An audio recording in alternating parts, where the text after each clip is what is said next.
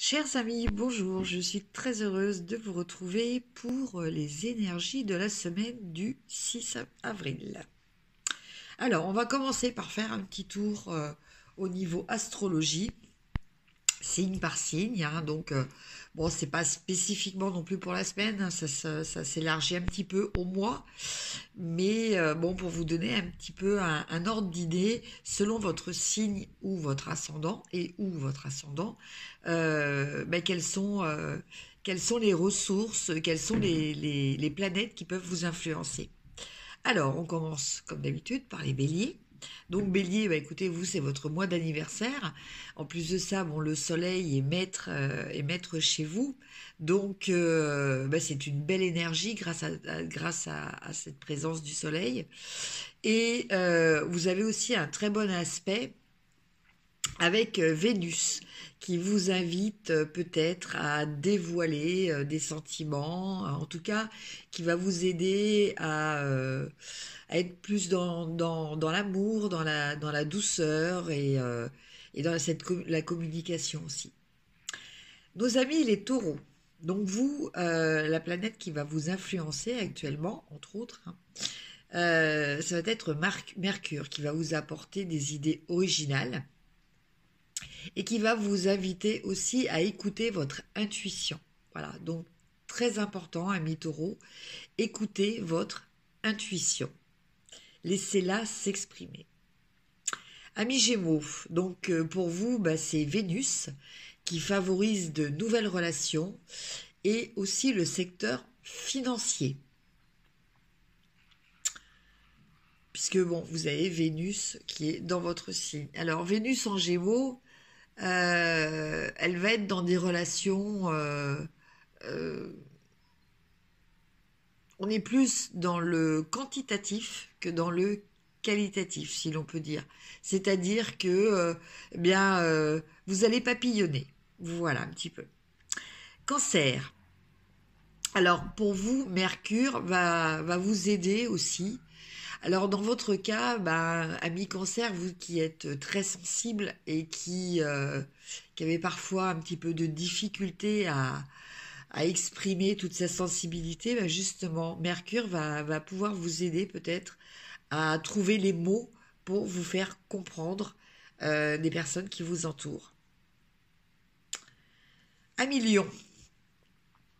Alors, pour vous, actuellement, il y a plutôt une mise en garde, hein, par rapport aux positions des planètes.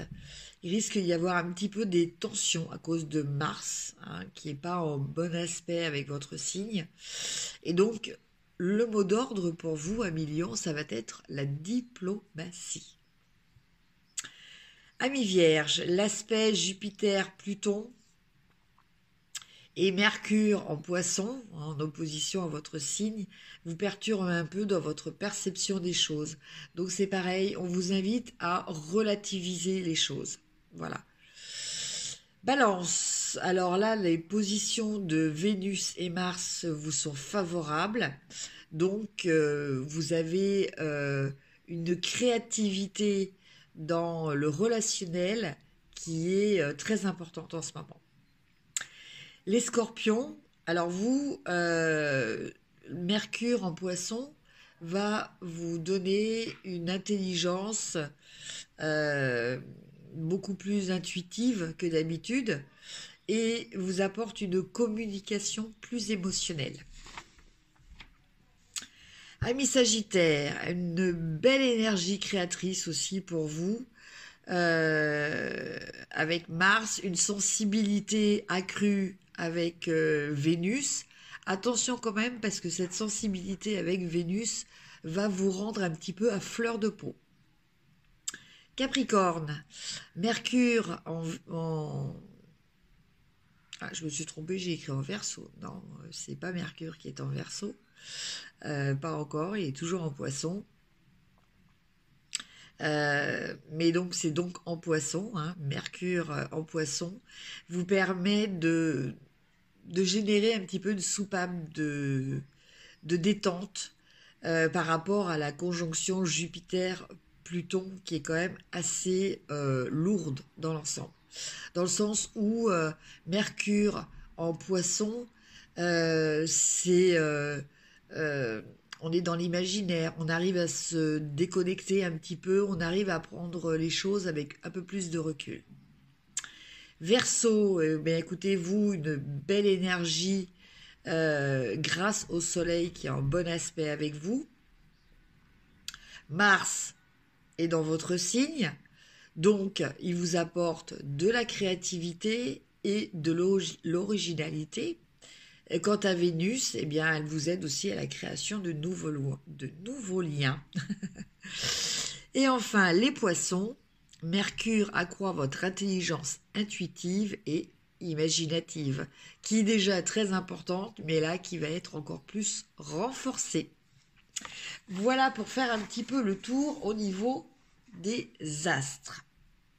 Alors après, je voulais partager avec vous, je ferai ça un petit peu à chaque lune, un petit agenda qui est spécifiquement sur les nouvelles lunes et les pleines lunes. Donc voilà, donc je vais vous parler de cette pleine lune qui a lieu donc en Balance, le 8 à 4h35. Alors, les énergies d'une lune en Balance mettent en lumière la vie en communauté, les associations, l'harmonie et la cohérence, la séduction, l'amour, le couple, la justice, l'équité et la paix. C'est une super lune. Les énergies citées sont donc plus fortes et plus intenses. La lune en carré à Pluton et Jupiter en Capricorne donne des émotions fortes et intériorisées qui peuvent être en conflit avec une tendance à l'exagération, un fort désir. Mercure, bien aspecté, et Vénus en Gémeaux en bel aspect à Mars et Saturne en Verseau, apportent beaucoup de légèreté, de l'air, du désir, de l'amusement et une belle intuition. C'est une période qui favorise les relations, les associations. On a envie de donner beaucoup. Il y a du charme dans l'air et une bonne communication. Attention aux humeurs changeantes. On peut avoir un sentiment de vulnérabilité et ne pas savoir sur quel pied danser. C'est le moment de bien clarifier ses sentiments avant de communiquer et d'examiner ses désirs et ses besoins, ses valeurs. Ne pas oublier de donner en tenant compte des besoins et des désirs des autres et non par rapport à soi. Si des sentiments sont mal ou non exprimés, il pourrait y avoir un effet cocotte-minute. Une belle lune puissante pour trouver un équilibre intérieur-extérieur. En quoi ma propre individualisation m'aide-t-elle à m'associer aux autres? Lorsque j'agis et donne, est-ce pour moi ou pour l'autre? Que me dit l'autre de moi-même en miroir?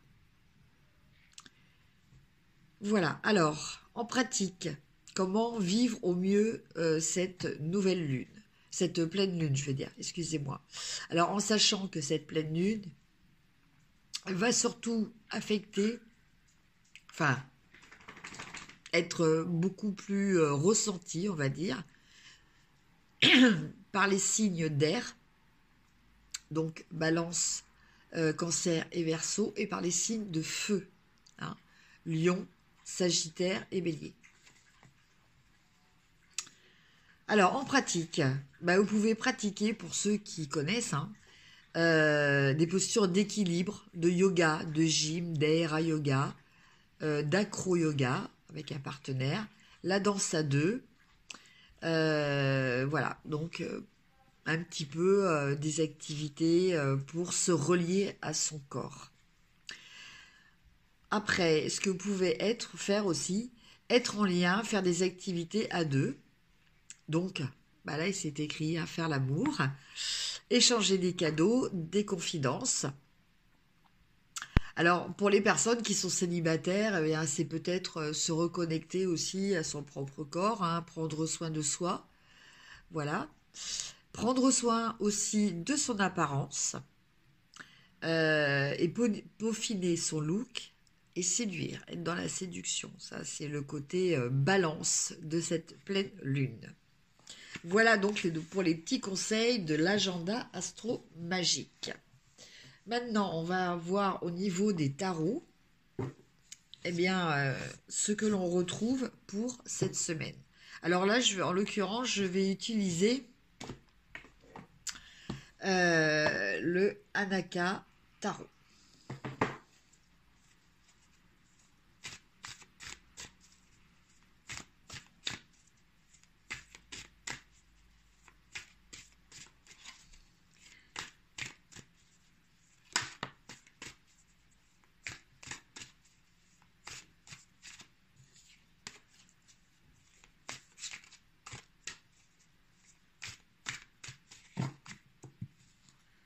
Alors,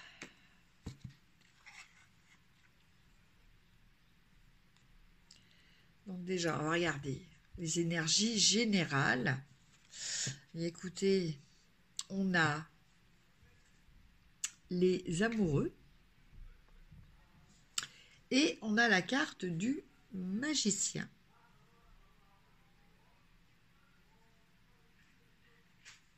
Alors c'est vrai qu'avec la carte des amoureux, bah, on retombe un petit peu quand même sur cette pleine lune hein, en balance. Balance dont le maître est Vénus. Voilà, donc on va nous parler quand même de relationnel. Et avec le magicien, on nous parle peut-être de découvrir d'autres formes, d'autres possibilités dans le relationnel. Voilà. On a peut-être d'autres capacités à développer. Alors c'est vrai qu'avec le confinement, bon ben voilà, il y a des personnes qui font preuve d'imagination. Hein. Je ne sais pas si vous avez vu circuler sur les réseaux un monsieur qui est tombé amoureux de sa voisine et qui l'a rencontrée. Il s'était enfermé dans une bulle en plastique. Voilà, bon, très créatif et très original aussi. Alors, je vais tirer 5 cartes pour voir un petit peu au niveau général la situation actuelle, ce qu'il faut dépasser, quelles ressources on a pour le faire, vers quoi on tend, et puis la dernière carte constituera le petit conseil ou la petite information supplémentaire voilà, par rapport à ce tirage. Alors, non, on va mettre plus comme ça pour que vous voyez. Là. Non, celle-là est là.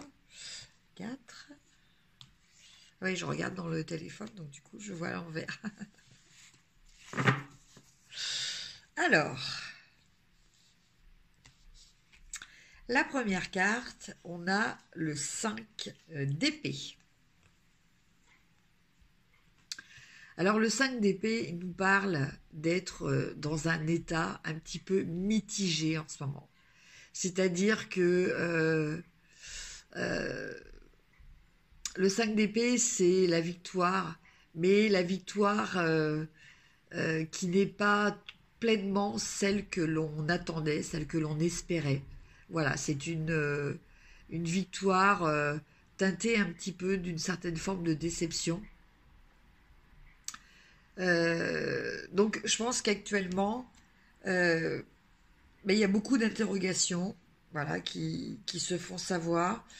C'est vrai que sur cette carte, en plus de ça, on voit quand même on voit la menace, on voit la peur. Voilà, on voit que bon bah autour il y a eu des morts. Hein, ça montre un petit peu quand même l'état d'esprit généré par cette crise hein, que l'on vit tous en ce moment, hein, avec ce virus et ce confinement. Donc voilà, alors c'est pas une carte totalement négative, hein, c'est une carte qui nous qui nous décrit juste une situation qui est relativement controversée. Alors, les obstacles. On a le 2 de bâton. Alors, le 2 de bâton, en général, nous invite à réfléchir à un projet, à décider de s'investir, de s'engager dans quelque chose. Avec ce personnage-là, bien, on voit bien que la situation pour lui n'est pas forcément évidente.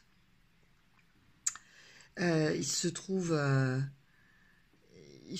en pleine réflexion sur quelle action, quel chemin, comment sûrement y parvenir. Enfin bon, autant d'interrogations qui, eh bien là, en l'occurrence, dans la position de ce tirage, nous souligne le fait d'être un petit peu perdu en ce moment et c'est un petit peu comme si on était un peu sur pause. Hein. Donc, difficile de faire des projets, difficile de se projeter, difficile peut-être tout simplement de savoir ce que l'on veut vraiment. Donc, c'est peut-être une occasion justement pour faire le point un petit peu sur notre vie et réfléchir à qu'est-ce que l'on peut changer dans notre vie, qu'est-ce que l'on peut faire pour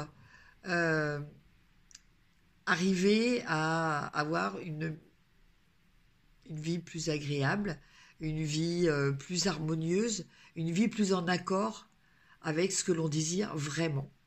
Voilà, je pense que bon, ça faisait des années quand même que on entend tout le monde dire que ça ne pouvait pas durer, que on vivait dans des systèmes qui ne correspondaient plus à certaines valeurs qui sont quand même importantes.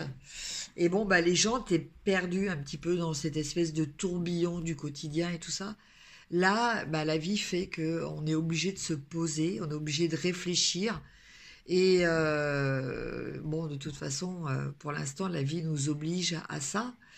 Et c'est peut-être une bonne chose pour revoir ses priorités, revoir ses prérogatives, voir ce qui est vraiment important pour nous et accepter dans cette période où il y a quand même un peu de privation, notamment au niveau de la liberté de circulation, de revoir un petit peu les vraies valeurs, quoi, en fait. Alors, pour ça, on a, en ressources, on a l'impératrice.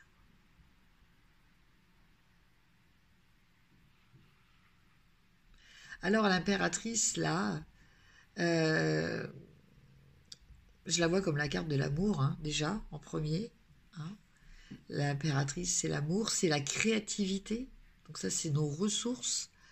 Et puis, à travers cette impératrice qui est très généreuse,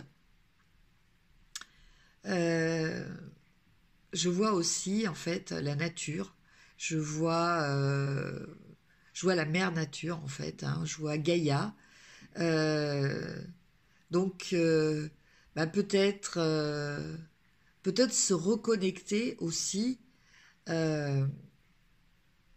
avant de pouvoir sortir et se reconnecter à la nature. Pour ceux qui n'ont pas de jardin, bon, ceux qui ont un jardin, ça, ils peuvent le faire.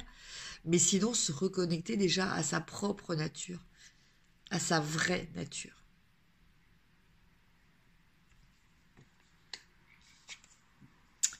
Et au final, on a le cavalier de Pentacle. Donc le cavalier de Pentacle, il nous parle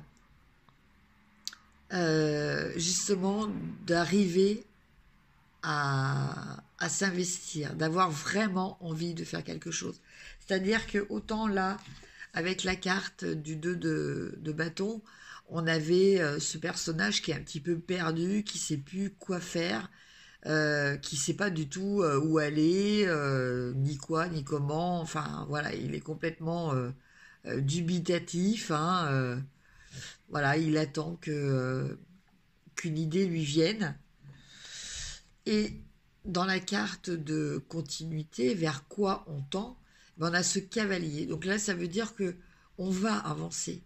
On va arriver à mettre, à avoir, à discerner ce que l'on veut vraiment, et on va avoir envie de s'investir pleinement dans des choses, alors qui peuvent aussi bien concerner euh, notre vie physique, hein, c'est-à-dire ça peut être peut-être une prise de conscience au niveau d'un rythme de vie, au niveau de l'alimentation, au niveau de l'activité physique, voilà, tout ça. Mais ça peut être aussi par rapport à euh,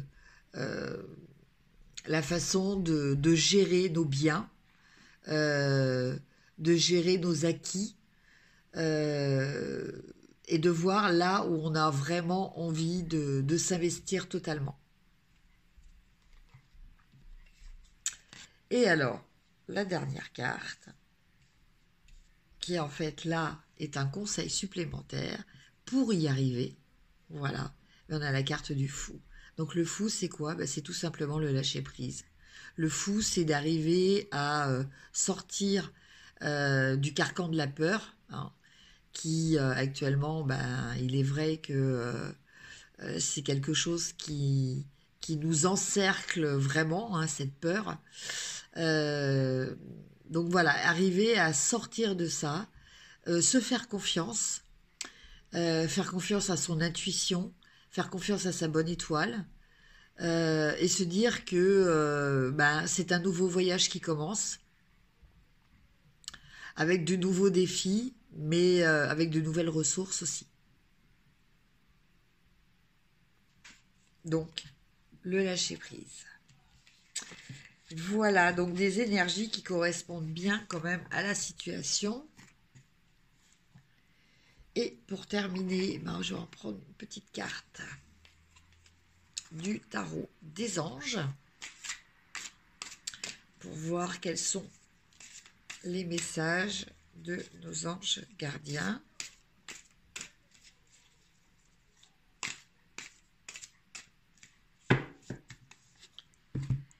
Alors, le 10 de l'émotion.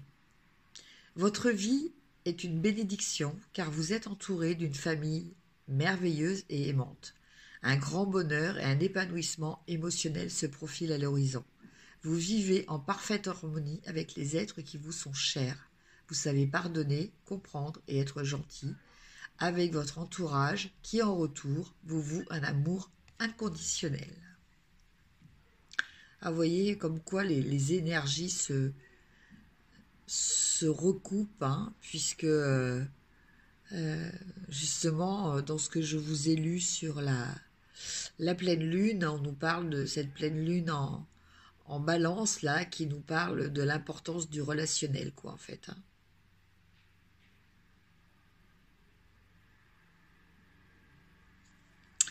Voilà, chers amis, pour les énergies de la semaine.